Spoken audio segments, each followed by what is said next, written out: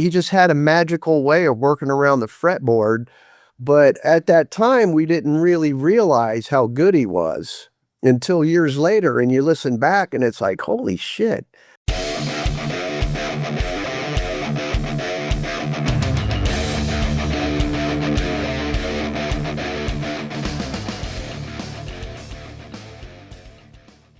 So, Johnny, welcome to Metal Mayhem ROC. How are you today? I'm doing great, how are you?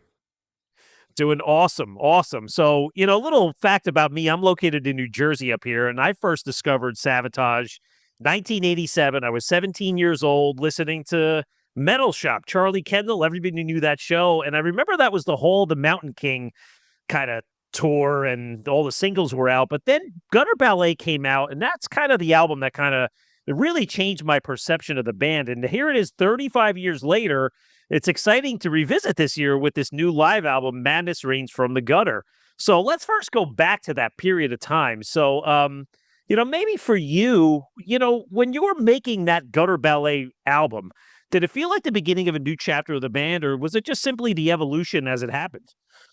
Well, it was just kind of the evolution of really what happened. We had just started working with Paul O'Neill on the prior record, and he kind of introduced us into the kind of the classical kind of stuff. And it was the first time we used like emulators. That was the first sampling, at the record plant in New York. And so we kind of got introduced to the orchestrated side of music, and John had just got a piano, and his dad was a piano player. So he showed him a couple of things, how to play, and then he kind of gravitated into, we came up with the Gutter Ballet riff, and then came up with like, the crowds were gone. That was originally called the Sun Song. And started experimenting with keyboards and orchestration more, and it was just kind of an evolution of the band just growing as musicians, and with the influence of Paul, of course, who kind of turned us on to all this stuff. I didn't know what Peer Gynt Suite was. I remembered a song, The Mountain King, from like the Bugs Bunny commercial or cartoons, but we were just a bunch of kids at the time and metalheads. And Paul's influence kind of started steering us into a direction that would turn into the sound of the band at the time. Yeah, completely. And I think about it. If you think about it, all these years later, that was sort of the bridge. Like Gutter Ballet was the bridge to from the early metal years, let's say, and eventually Streets was a completely different body of work. The creative seeds of Trans Siberian Orchestra started. So in a sense, I always said Paul was like the sixth member of the band, but this was very early on in his tenure. Like, so did he have this sort of vision at that time that this is where the band was going, or was this just his footprint initially? Well, if you look at the Gutter Ballet video, and then if you look at Trans Siberian Orchestra, you can see that's Yeah. exactly what he had in his mind. Because if you look at the guys playing the strings and the fire blowing up behind them and the rock band, it was kind of his vision and his direction that led us down this path. And like I said, John had just got a piano, so he was just learning. I mean, the riff of Gutter Ballet, he's doing with two fingers. Ding, ding, playing one finger like Bugs Bunny, kind of stuff going on. So the whole band was kind of growing at that time as musicians, and we took Paul's influence and ran with it. Yeah, it's amazing too because I was thinking back again to being a teenager and being glued to Headbangers Ball and MTV, and I remember both of those videos, Gutter Ballet and When the Crowds Were Gone. It definitely had a different feel. It wasn't your traditional metal video. It's kind of emotional, smoke and lights and candles and that kind of thing. It was like in a sense very cinematic from the start.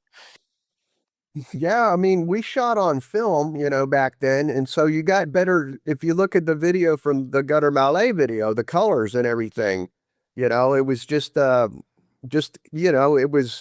it was a time where things were changing in the music business, and we were trying to find our way because it was cutthroat, man. You had a record, but you didn't have a guarantee for another one. It was the album's option. Yeah, the label's option, I should say. So we were trying to put the best product out so we could get another shot. Because if Gutter Ballet didn't sell, there wouldn't have been a Streets. If Streets didn't sell, you know, it just, it's the way it worked back then. So we were kind of always fighting for our lives, and experimentation was a part of our survival. Yeah. I even think of those songs on Hall of the Mountain King and, kind of revisiting them for this discussion. You think of songs like 24 Hours Ago and even, Strange Ways. Like there was that sense already of the melody starting to come out. So in a way, like maybe early seeds, I heard that, and that's kind of one of the draws that I came into the band because I said, "Hey, you got these great metal songs, great guitar stuff, awesome singing, but there's melody in here too." And I think it just was upped in Gutter Ballet. Well, Paul was always one that he wanted us to create songs that could stand the test of time. And so a lot of guys, you go write about fast cars, you can write about fast women. Those are not that really hard to write about, but he wanted to go a little deeper into the lyrical content. And the band was just, we were all ears. We were ready to grow. And we kind of just, yeah, we didn't do things like other bands were doing, and we basically kind of paid the price for that because there was bands that just went and blew us out of the water with record sales, but then you look at them and where are they now? You know? Yo. It's so like, Yeah. where are these guys now? I just finished my 28th year doing Trans-Siberian Orchestra tour, so we managed to actually make a career out of it, where a lot of people were, really big, and then they just faded off into into the night, and we're still here. Absolutely, and we're happy about that. So, hey, let's get into the new live album. So this captures the band. It was on the 1990 tour called the Rulin' Gutter Tour, and this was recorded at the Palace in Hollywood in June of 1990. I listened to the album, and I believe it was originally broadcast on the radio. So I'm just curious, did this recording sort of sit dormant for all these years, and then he kind of picked it up and restored it, remixed it? I guess, in other words, why was this the right time to finally release this live album? Well, to be honest with you, I didn't even know it was recorded. I thought it was just a radio broadcast, and we forgot about it. But when we did it, there was the record plant was the studio that we recorded at in New York City. And then they had a record plant in LA. And so what we did is we actually mixed the live radio broadcast with their mobile truck. They had two mobile recording trucks. So I just thought that we were using the mobile truck to mix the songs for the radio. And I didn't even really know we were rolling tape. And then a couple years ago, they were like, "Hey, man, we found this in the tape vault." And we were like, "Oh." And so we pulled it up. We have a studio in Tampa. The guys put it up and pulled the faders up. And it was like, well, all the parts are here. It was kind of mixed. It wasn't mixed that great, but we had the parts.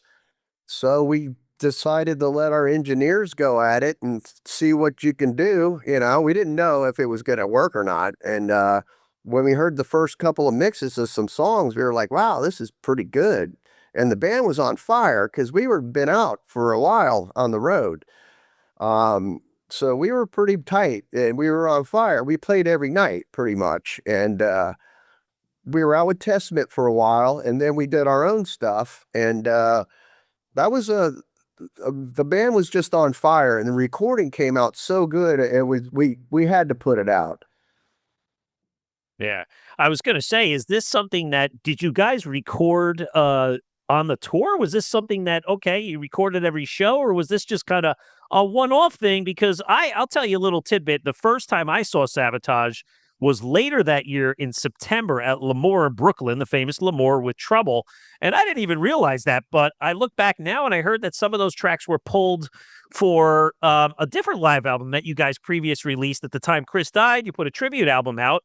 So just curious, was this like a thing you guys did? You just kind of hit record on the road? No, it wasn't easy back then. It was the 90s or actually late 80s and 90s. It wasn't, we didn't have anything to record with, but New York, L'Amour record plant had a mobile truck in Manhattan. So it was just driving it to Brooklyn. And so we used the record plant mobile truck for the L'Amour stuff, and that went on other releases. And then the record plant mobile truck in LA was the one that we used for the Hollywood show. So we actually had that whole show, and then we had the whole L'Amour show. But the one that we just released is a complete show from Hollywood. It's from soup to nuts, from this beginning to the end, is that show only. There's nothing from any other recording on there. But we didn't have the ability back then to record other than with a ghetto blaster or a Walkman, you know. Exactly, exactly. I mean, we'll talk about that show, but again, quickly on the L'Amour piece, I'll never forget that for me personally because this was the era where bands went on really late, and I'll never forget this. I live in Jersey. It's about a 40-minute drive from Jersey to L'Amour without traffic. And I remember going on, you guys went on at like 1 in the morning. Let's say you played till 2:20, 2:30. By the time you get out of there, I had to drive a friend of mine. And I just remember, Johnny, coming in my house. I lived at home still, and the sun was coming up. Oh yeah. Yeah, that was stupid late shows back then, you know. It was you go on like midnight, 1 o'clock, because I don't think the place closed till like 3 or 4 in the morning. No. So yeah, that was kind of the norm back then, you know. Now shit, I'm in bed at 10 o'clock. I hear you, man. I hear you. Yeah, if the prospect was to go see a band that's going on at 11, you're like, "Oh, no, that's a little late for me." Yeah. Um, but anyway, back to the live recording. A couple of observations I had. This was a different era, but I remember right before 24 hours ago, John kind of said something to the crowd like, "Hey, we got into Hollywood last night. We were out partying, getting chicks, or something along those lines." So I'm always curious, was this just canned stage banter? Or was this like actually a big event for the band? And like, what was it like back then? Partying, or was that kind of Yeah. just getting a good, cool little story on the record? No, we lived sex, drugs, and rock and roll, but it was more like rock and roll, drugs, and sex. We kind of had it backwards, you know. But no, that's the life we lived, man. We were burning the candle at both ends. I mean, there was a, you know, it was rock and roll as raw and as hard as you can get, man. It was basically we lived that lifestyle for a while. You can only do that for so long, and you're gonna you know you're gonna fade away. But we managed to make it through, and we don't do that anymore. But it's more like Tiger Balm patches, Advils, and massage therapists. And so it's changed quite a bit over the years. But yeah, we lived that lifestyle, man. It was a lot of fast women, fast times.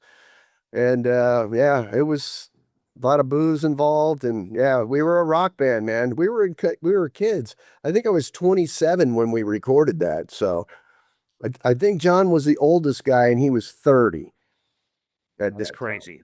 Yeah. That's crazy to think. I know when he introduced the band, he introduced you as the guy who loves his Budweiser beer or something like that. So I was like, Probably. That was my drink of choice back in the day. Yeah. The old Budweiser. Budweiser cans. All right, so this wasn't just one of those fantasy stories. You guys were really out partying in Hollywood the night before. So we'll go Oh yeah, into and the but night after the show as well. Yeah, I remember it like it was yesterday. I could tell you the okay. girl's name, but I won't. So, Johnny, looking back at this particular performance, I mean, the album top to bottom is just loaded with killer songs. I mean, in hearing this thing 30 something years later for you, were there any particular songs or highlights that made you think, wow, listen, this was one of these holy grail live recordings that we kind of unearthed? Well, after listening back to it, it's like, oh yeah, I remember that. And it's like, oh yeah, yeah, I remember that. It was kind of like going through your yearbook and remembering your friends. Oh, I remember that guy. And so it was interesting because just the set in general was a great set that we had put together. And it was extremely brutal on John to sing that every night, because everybody was smoking cigarettes back then. You're playing smoky bars, drinking, the drinking, the smoking, the drugs, and all that. It was, you know, yeah, it was one of those things that it was a survival kind of thing. And when we listen back to it, those songs all they kind of ring a bell, I guess, in your memory. It's like, oh yeah, I remember that one. And then there's some mistakes on the album. I got a couple nice ones. Everyone gets a couple. We didn't fix anything, We didn't really have the ability to fix anything, and we didn't even never crossed our mind. So we left it there, warts and all, man. That's good. Well, that's the way us fans like it. It was funny. I was out doing my walk this morning early in the day, and I was playing the album, and when Gutter Ballet the song came on, the way John introduced it, it must have been around the time where maybe it was just released as a single, because the way he presented it was like, "Hey, we're gonna do something different here. I hope you guys dig this." And then he kind of went into the piano.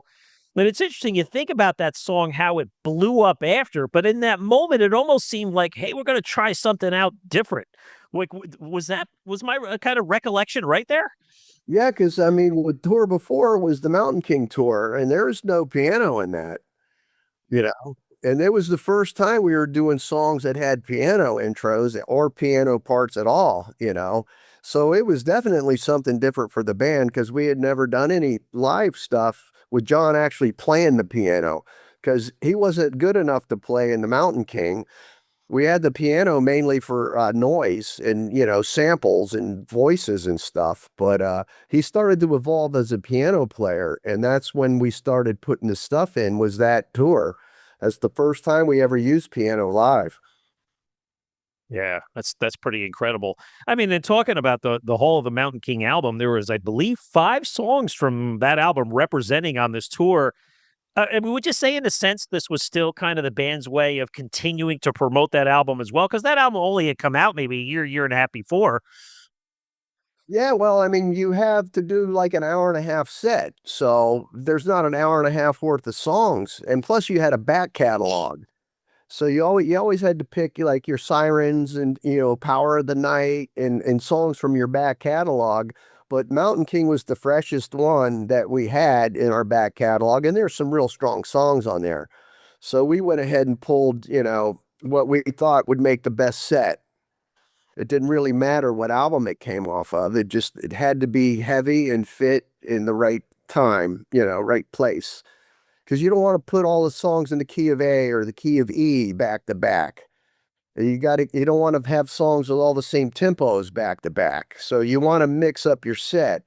And having the back catalog, the Mountain King record and all that, it gave us the opportunity to pick and choose songs and build a really nice set. Yeah, certainly. It is a really strong set. And of course the songs, even the deeper cuts from Gutter Ballet, are represented well there. But Johnny, I'd be remiss to not mention Criss Oliva and his long-standing legacy with the band. I mean, just it gives me goosebumps looking at the album cover where he's kind of right over the left shoulder of John, and John's pointing out into the crowd, and just listening to his guitar mastery on this album. It's just a pure joy. So for you, when reflecting about him all these years later, what kind of emotions and feelings do you have today thinking about Criss Oliva? Ah, man, he was my best friend. So he was just on fire, man. The stuff he did and the way he played.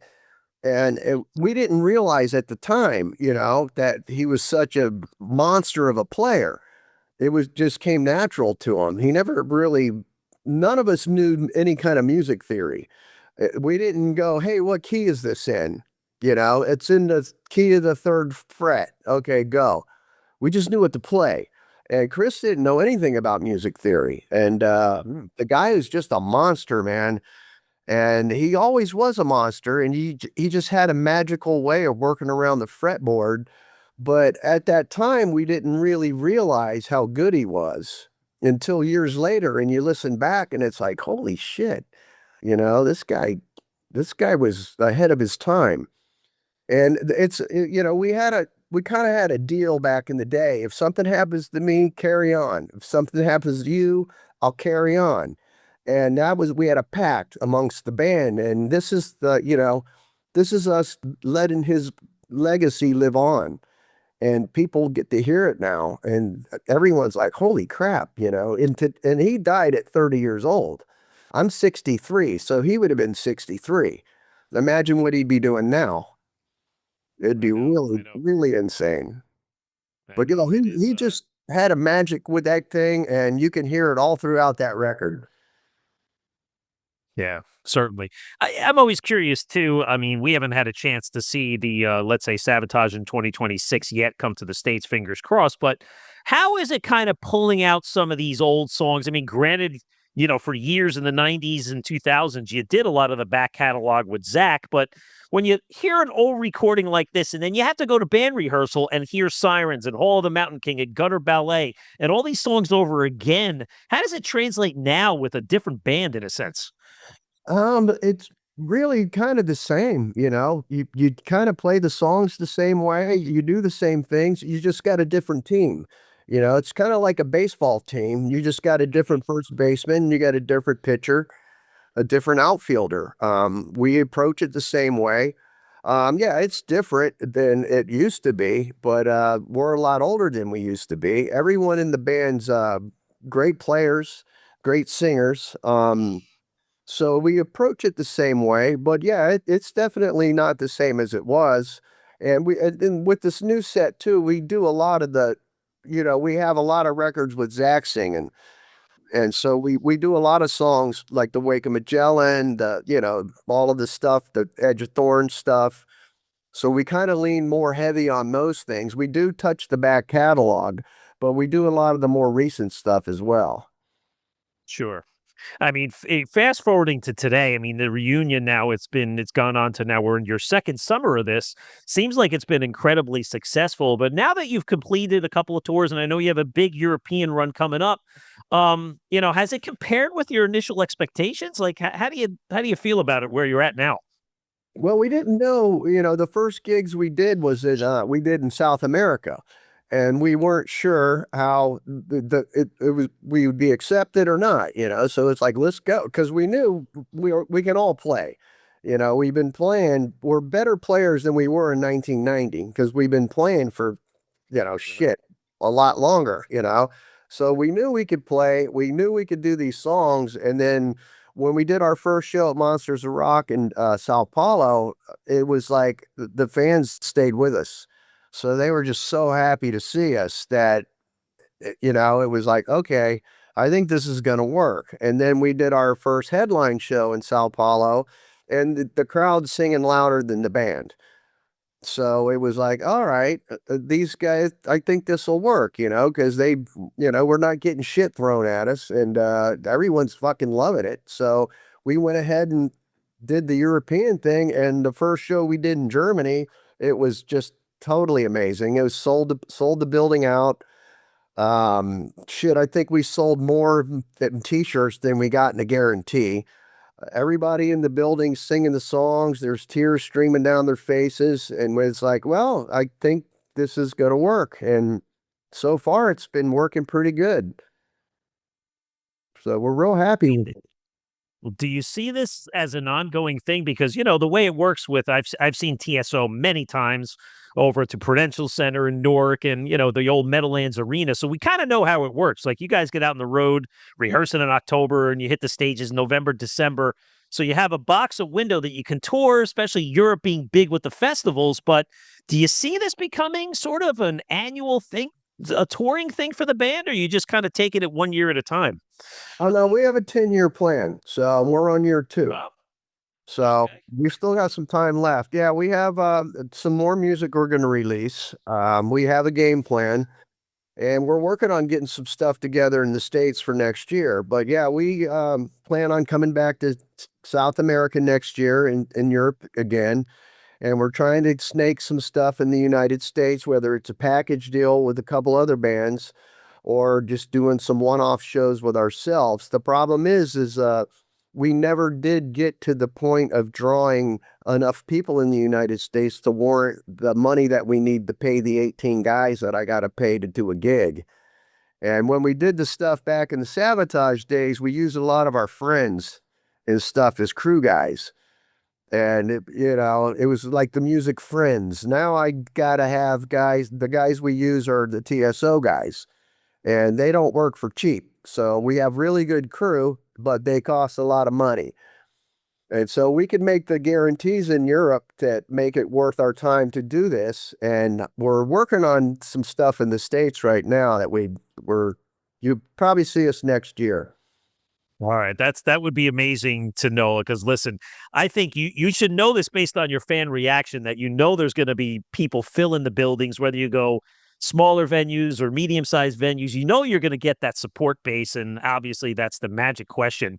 But Johnny, you're thinking about it, talking about like touring in 2026, going back to 1990, amazing how in your press notes, it said you guys did something like 114 shows over a 9-month period. That's crazy when you think about it now.